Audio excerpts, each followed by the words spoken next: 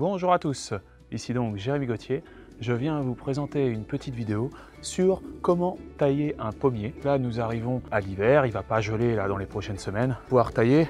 Donc les feuilles ne sont pas tombées, mais vu que vous voyez que les feuilles ne sont plus du tout vertes et les feuilles deviennent jaunes, donc la sève a déjà descendu. À partir du moment où la feuille jaunit, la sève est descendue, donc vous pouvez couper. En l'occurrence, là, quand je vais tailler, on va faire une taille de 3, c'est-à-dire on va laisser là où il y a 3 embranchements de feuilles, et on va faire une taille de 3. Ok, comme ça va permettre à l'arbre d'être costaud. Celui-là vous fait des pommes énormes. Le problème, c'est que si je le laisse grandir, déjà il va passer par-dessus la clôture, et après il va commencer à me faire de toutes petites pommes. Donc ça, c'est un pommier Melrose, un très très bon pommier. Pommier vous fait les pommes roses, vous savez, comme les Pink Lady. C'est exactement la même structure que les Pink Lady. Mais là, il a besoin d'être taillé et d'être un petit peu débroussaillé. J'utilise 3 types d'instruments. Ça, c'est pour les grosses branches. Quand il y a des trop grosses branches, avec le sécateur, vous ne pouvez pas le tailler. J'utilise ça. Je vous mettrai les liens dans la description si ça vous intéresse. J'utilise un petit sécateur. Alors celui-là, il est super, hein. Vraiment très très bon sécateur. Et j'utilise ça. Ouais, donc ça c'est pour quand c'est des toutes petites branches qui sont loin ou qui sont hautes, ça évite de prendre l'escabeau, c'est plus rapide. Il faut savoir, pour un petit peu d'instruction, que finalement le pommier est très robuste, qu'il y ait du gel, si vous voulez, même quand ça gèle, que par exemple les abricotiers, les pêchers, les brugnonniers et tout, gèlent, vous voyez, ou alors les fleurs, mais lui en fait il est tardif. C'est-à-dire que les races Melrose, et là en l'occurrence je vous conseille quand vous prenez des fruitiers de prendre des races tardives, surtout dans les régions centres, et on va dire dans les régions où il y a du gel quand même, qui peut arriver de manière tardive en mai et tout. Je vous conseille de prendre des arbres aussi vous voyez, que la floraison soit adaptée au type de milieu auquel vous prenez vos arbres fruitiers. En l'occurrence là, il est tardif celui-là, donc lui chaque année il nous fait des pommes. Et il n'y a pas une année sur deux, lui chaque année il nous fait des pommes énormes. Voilà, mais pour que justement il vous fasse des pommes énormes, il ne faut pas trop le fatiguer. Il faut un petit peu le tailler et c'est exactement ce qu'on va faire. Nous allons commencer à tailler. Il y avait déjà des 3, donc on peut commencer à tailler les petits.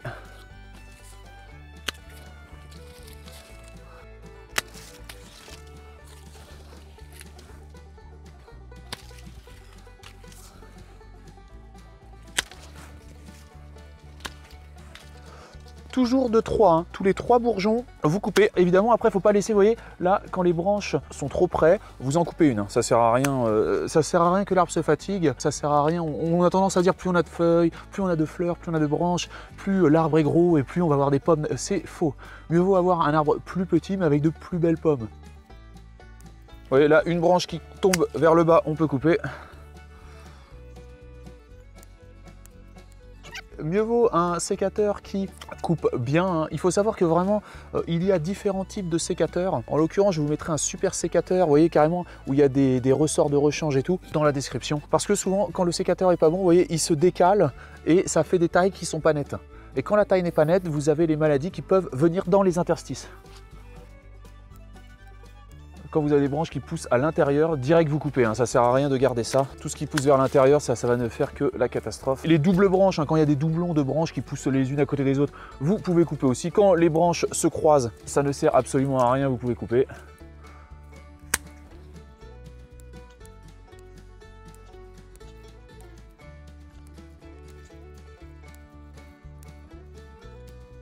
Tout ce qui pousse à l'intérieur, vous pouvez couper, il n'y a aucun souci. Si vous voulez les branches qui partent dans tous les sens, vous pouvez couper aussi. À savoir qu'un pommier, c'est super facile de faire des boutures. Après, vous avez juste à ramasser vos branches, vous les plantez dans la terre et vous avez de grandes chances que ça vous donne de nouveaux pommiers. Il faut le savoir. En l'occurrence, une fois que vous avez fait grandir le pommier, un pommier, c'est à peu près 30 € à la revente. Donc pour avoir laissé un truc pousser en terre, vous voyez, vous donnez la vie et en plus vous gagnez de l'argent si c'est pas beau.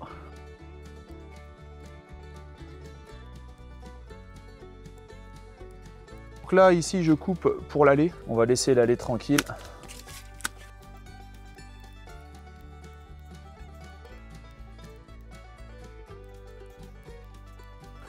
Il faut savoir qu'avec ce pommier, chaque branche est peut-être un futur petit arbre. En l'occurrence, je vous répète, essayez de planter ça dans la terre et voyez ce que ça donne. Laissez-le 2 ans planté dans la terre, vous les espacez assez dans votre jardin et après vous les revendez.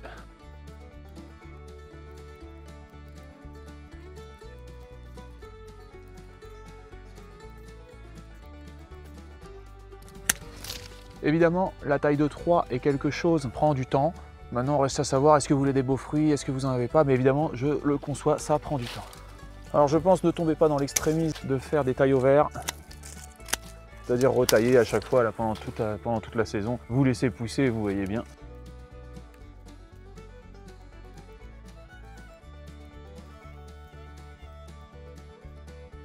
Les branches, ne laissez pas les branches que vous coupez mortes dans votre arbre. Là, c'est vraiment un grand vecteur de maladie.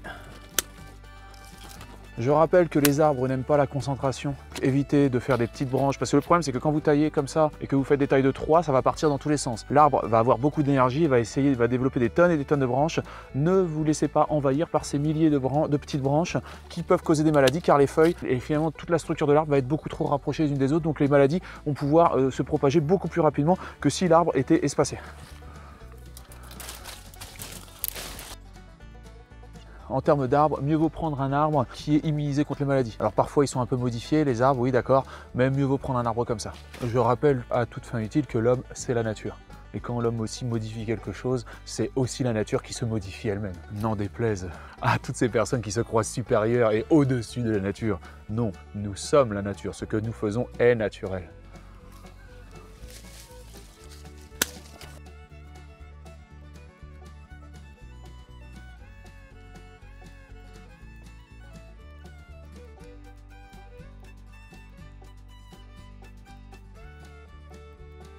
N'hésitez pas à débroussailler complètement l'intérieur de l'arbre. Ça ne sert à rien qu'il y ait des milliers de branches au centre de l'arbre.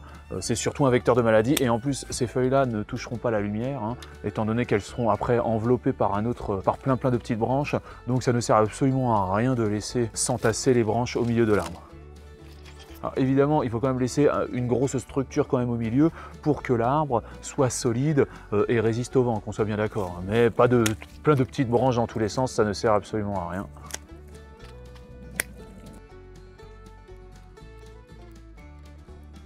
Là, quand vous faites une taille comme ça, vous donnez à l'arbre énormément finalement de puissance. C'est-à-dire que quand il va se développer, qu'il va commencer à renvoyer la sève des racines qu'il aura pompé pendant tout l'hiver, tout va aller, vraiment va se concentrer dans les fruits et tout ça. Il faut quand même laisser pas mal de feuilles parce que c'est finalement la synthétisation de la lumière du soleil qui va donner le glucide et donc le sucre aux fruits. Donc évidemment, il faut laisser quand même beaucoup de feuilles. Parce que si vous enlevez, par exemple, vous voulez enlever, vous défeuillez un petit peu, vous voulez enlever trop de feuilles, le problème c'est que vos fruits vont peut-être être gros, mais ne vont plus être sucrés. C'est très important aussi de laisser un bon feuillage et surtout que l'arbre soit bien exposé au soleil.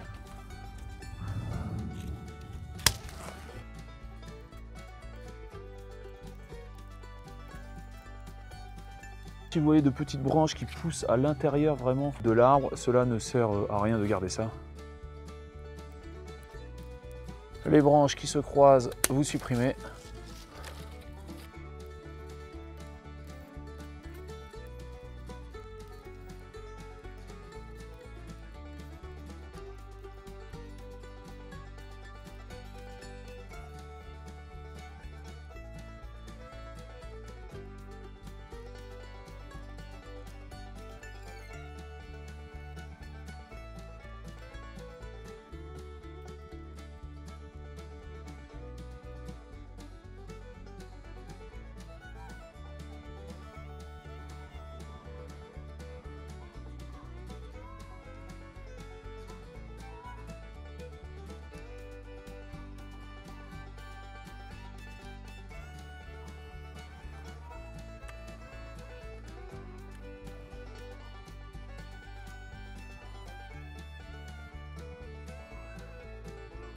Il faut savoir qu'un pommier c'est environ 30 €, donc ça vous coûte rien de toutes les branches que vous avez coupées. Vous les plantez dans la terre et en général, alors pour le coup pour le pommier, encore l'abricotier c'est très compliqué, mais pour le pommier et comme le prunier, ça prend direct. C'est très simple, on a juste à les planter dans la terre, donc la terre est légère, bien humide, et vous plantez ces petits trucs. Alors je ne m'en occupe pas, c'est-à-dire je taille pas, je plante ça dans la terre et on voit ce que ça donne. Je me prends pas du tout la tête. Plantez-les assez profond au cas où s'il y a du gel. Alors c'est pas la saison du tout pour faire ça, normalement il faut ligaturer et tout, mais là je le fais vraiment de manière sommaire. Et puis s'il y en a, je vous dis, s'il y en a, je sais pas, 2, 3, 4 qui ont pris, et ben c'est très simple, je les mets dans un pot et après c'est vendu 30 €. Vous voyez ce que je veux dire? La vie est beaucoup plus simple que ce qu'il n'y paraît, c'est du temps. Et en l'occurrence, vous voyez ici quand vous plantez ça dans la terre et vous attendez que ça fasse un arbre, ce sont les principes mêmes du capitalisme. Vous plantez les graines, vous laissez grandir et à la fin, vous récupérez du rendement. Donc soit vous récupérez du rendement sous forme de fruits, à savoir les dividendes, soit vous récupérez du rendement en revendant l'actif, à savoir l'arbre. Alors moi, étant donné que j'ai beaucoup d'actifs avec beaucoup de rendement, c'est-à-dire j'ai beaucoup de fruits, évidemment je revendrai ces bébés arbres. Ce que je fais, c'est le principe même du capitalisme. Et vous pouvez apercevoir au travers de cet exemple que le capitalisme, c'est la vie. Le capital, c'est aussi planter des graines.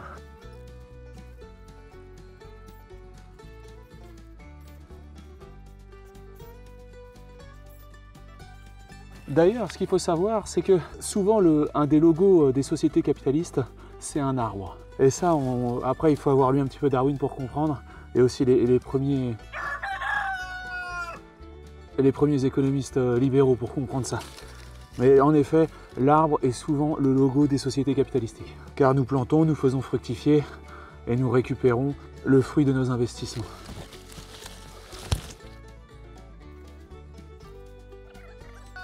Vous comprendrez aisément que le capitalisme n'est pas qu'une affaire d'argent. Vous voyez, vous pouvez le faire avec des plantes, des fruits. Les gens ont souvent, enfin on a tendance à vous forcer à tout mélanger. Vous voyez, et au travers de la revente de ces petites boutures, j'achèterai des graines pour mes poules. Et mes poules elles-mêmes produiront des œufs, vous comprenez? Et ça crée une réalité économique. Et là on commence à créer un circuit économique. Vous voyez, on ne parle même pas d'argent ou de quoi que ce soit. Et c'est bien pour ça que le capitalisme est quelque chose de naturel. Vous pouvez le critiquer, vous pouvez essayer d'aller contre, mais c'est aller contre vous-même. Nous sommes tous des capitalistes. Après, il faut savoir le théoriser, l'expliquer et essayer de l'améliorer. Personne ne le supprimera jamais, car c'est le fondement même de la survie et de nos interactions économiques.